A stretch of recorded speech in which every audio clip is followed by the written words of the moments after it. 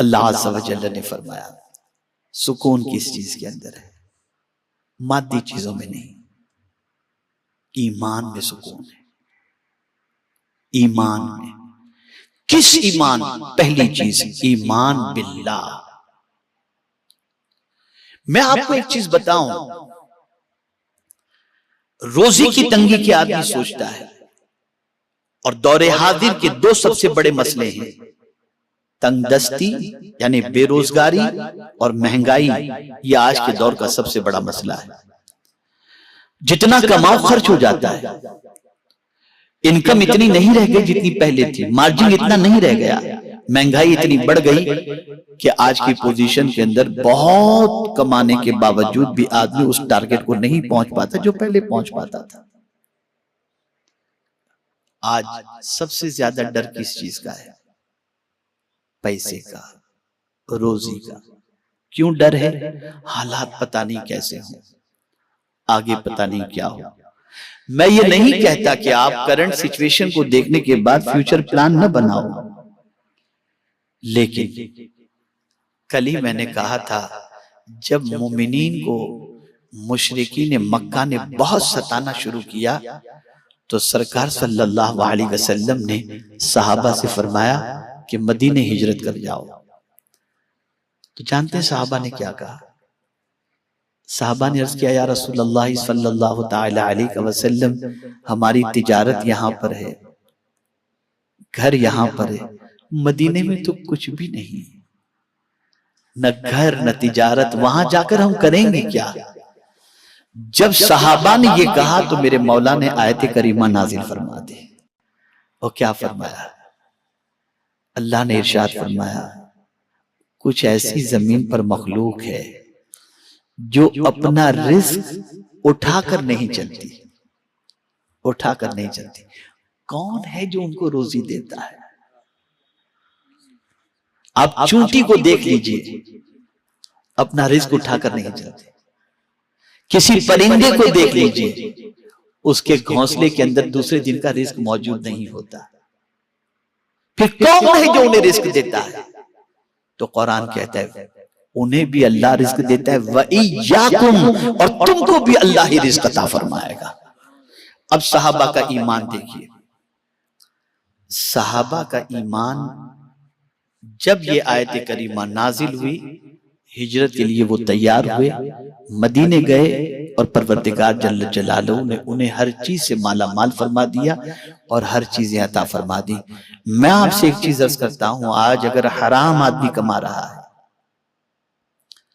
آج اگر جھوٹ بول کر کے پیسہ جمع کر رہا ہے، آج ملاوٹ کر رہا ہے، آج اگر ناجائز کاروبار کر رہا ہے، تو ان ساری چیزوں کے ذریعے آنے والی دولت کی بنیاد پر اس کی زندگی سے سکون ختم ہو چکا۔ ان دولتوں کے ذریعے محل تو بنا سکتا ہے، قلب کو تسکین کا سامان نہیں عطا کر سکتا۔ قلب کو سکون ملے گا اللہ پر کامل ایمان کی بنیاد پر کہ میرا مولا میرے رزق کا کفیل ہے، چاہے وہ چٹنی روٹی ہی مجھے عطا فرمائے لیکن میں حلال کھاؤں گا، وہ مجھے ضرور عطا فرمائے گا، اور مجھے رزق کے تلاش کرنے کا حکم دیا، میں تلاش کروں گا، میں نکلوں گا۔ جس طریقے سے وہ چرند و پرند اور دیگر مخلوق کو روزی عطا فرماتا ہے، میرا ایمان ہے کہ میرا مولا بھی مجھے روزی عطا فرمائے گا۔ یہ ایمان آپ کو سکون کی دولت عطا کرے گا، یہ ایمان اطمینان کی دولت عطا کرے گا۔ میرے پیارے آقا صلی اللہ تعالی علیہ وسلم کے پیارے دیوانوں، اب آخری بات عرض کرتا ہوں۔ میں سمجھتا ہوں کہ گفتگو آپ سمجھ چکے ہوں گے اور بات کافی حد تک سمجھ میں۔ تین چیزوں کو فوکس، چار چیزوں کو فوکس رکھیں۔ نمبر 1، نیچرل چیزوں میں سکون تلاش کریں، آرٹیفیشل میں نہیں۔ نمبر 2، رشتہ داری کے اندر بھی اس چیز کو خیال رکھیں کہ جو قدرت کے بنائے ہوئے رشتے ہیں ان رشتوں میں سکون تلاش کریں۔ نمبر 3، قدرتی غذاؤں کے اندر سکون تلاش کریں۔ جب آپ قدرتی چیزوں کی طرف بڑھیں گے نا تو آپ کی زندگی میں سکون خود بخود آتا چلا جائے گا۔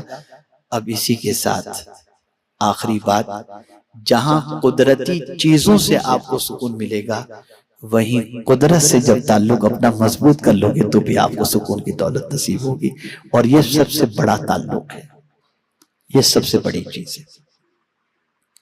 اب کیسے؟ امریکہ کا ایک باشندہ مسلم، بیوی سے تھوڑی سی نوک جھونک ہوئی تو جلال میں آ کر کے اس نے اپنی بیوی سے کہا میں تیرا سکون چھین لوں گا. توجہ چاہو گا، تیرا سکون چھین لوں گا، تیرا جینا دوبھر کر دوں گا.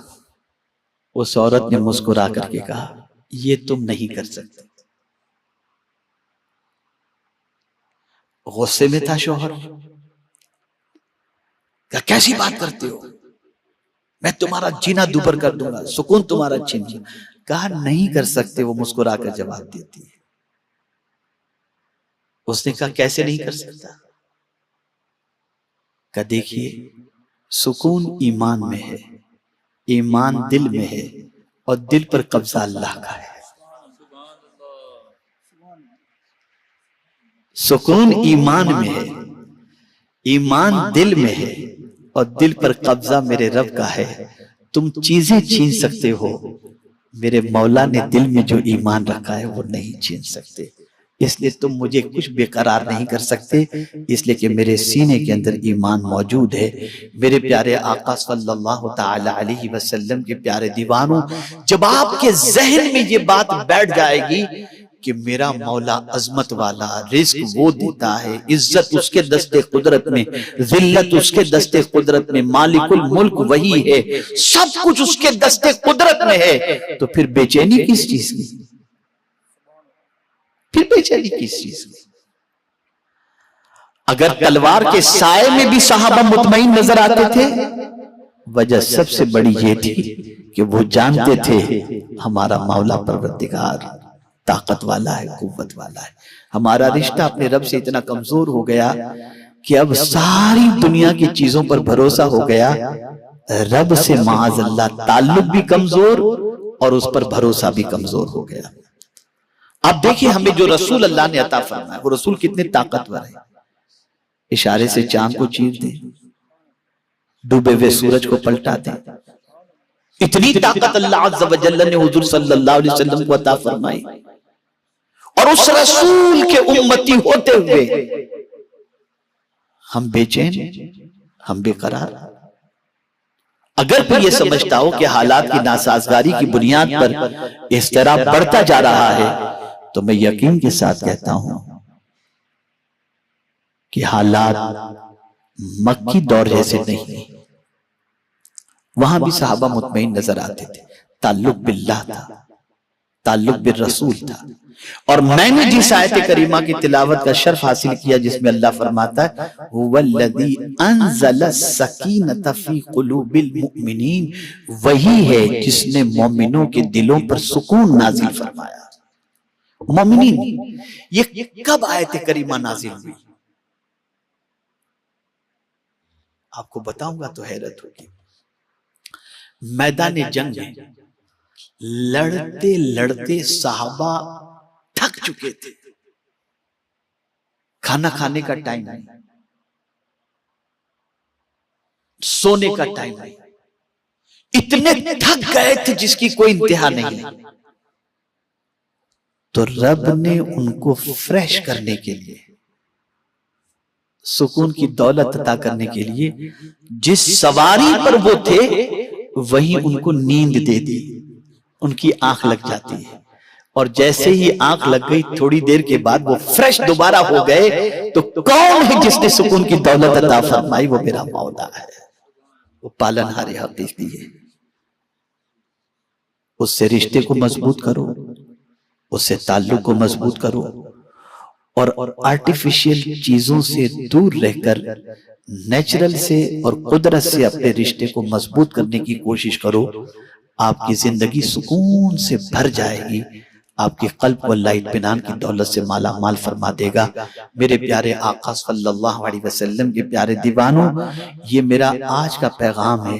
آپ نے محسوس کر لیا اور آپ نے اپنے اندازے کے اعتبار سے جانچنے کی کوشش کی ہوگی تو آپ نے دیکھ لیا ہوگا کہ دنیا کی ساری چیزیں ہونے کے باوجود اگر سکون نہیں ہے تو اس کی سب سے بڑی وجہ یہ ہے کہ ہمارا تعلق قدرت سے اور قدرتی چیزوں سے ٹوٹ گیا اور ہم مادی چیزوں کے اندر ڈوب گئے، جس کی وجہ سے سکون ختم ہو چکا۔ اب آخری بات زندگی بھر یاد رکھنے کے لیے عرض کر دوں، مان ذہن کے اندر آ گئی ہے تو میں عرض کر دوں، سوال پہلے پوچھتا ہوں، کیا یہ دنیا پرماننٹ رہے گی کہ ختم ہو جائے گی؟ تھوڑا سا جواب دیں آپ، فنش ہو جائے گی نہیں، فنا ہونے والی۔ اب ایک سوال پوچھتا ہوں، اس فنا ہونے والی دنیا سے کتنی محبت ہے نا ہم کو، ہے کہ نہیں؟ جواب دیجیے آپ۔ صبح اٹھتے دنیا کی، شام ہوتے ہی دنیا، دن بھر دنیا، یہاں تک کہ خواب میں بھی دنیا، اور تھوڑا آگے بڑھے تو گنبد خضرا کے سامنے بھی دنیا، سنہری جالیوں کے سامنے بھی دنیا، اور خانہ کعبہ کے سامنے بھی دنیا، اور کوئی عمرہ اور حج کے لیے جا رہے ہو تو دعا بھی دنیا ہی کے لیے آدمی کراتا ہے۔ اتنی دنیا غالب آ گئی۔ بس یہ جملہ زندگی پر یاد رکھنا، یہ چیز آپ سمجھ گئے، دنیا فنا ہونے والی ہے اور دنیا کی محبت کا غلبہ ہمارے اوپر بہت زیادہ ہے، یہ بالکل گراؤنڈ ریئلٹی ہے جس کو کوئی ڈینائی نہیں کر سکتا، انکار نہیں کر سکتا۔ اب دوسرا کوشچن، اللہ کبھی فنا ہوگا؟ وہ ہمیشہ سے ہے، اور بولیے، ہمیشہ سے ہے اور ہمیشہ رہے گا۔ ہم کتنے بے وقوف ہیں، یہ تاریخی جملہ کر رہا ہوں، ہم کتنے بے وقوف ہیں، فنا ہونے والی دنیا سے تو محبت کرتے ہیں، باقی رہنے والے خدا سے محبت نہیں کرتے۔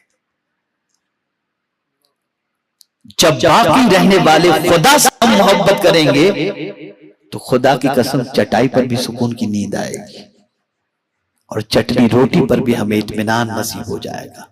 اس لیے ضرورت صبر کی ہے، اپنے رب سے تعلق مضبوط کرو اور اس کے پیارے حبیب صلی اللہ علیہ وسلم سے اپنے تعلق کو مضبوط کرو۔ میرے پیارے آقا صلی اللہ علیہ وسلم کے پیارے دیوانوں، آدمی سب کچھ سکون کے لیے کرتا ہے، لیکن سکون اس لیے نہیں ہے کہ جنگل کے اندر جا کر موتی تلاش کر رہا ہے، در حقیقت موتی دریا کے اندر ملتا ہے۔ اللہ کی وہ چیزیں، وہ قدرتی چیزیں جس کو اللہ نے سکون کے لیے بنایا، برکت کے طور پر بنایا، اس میں سکون حاصل کرو۔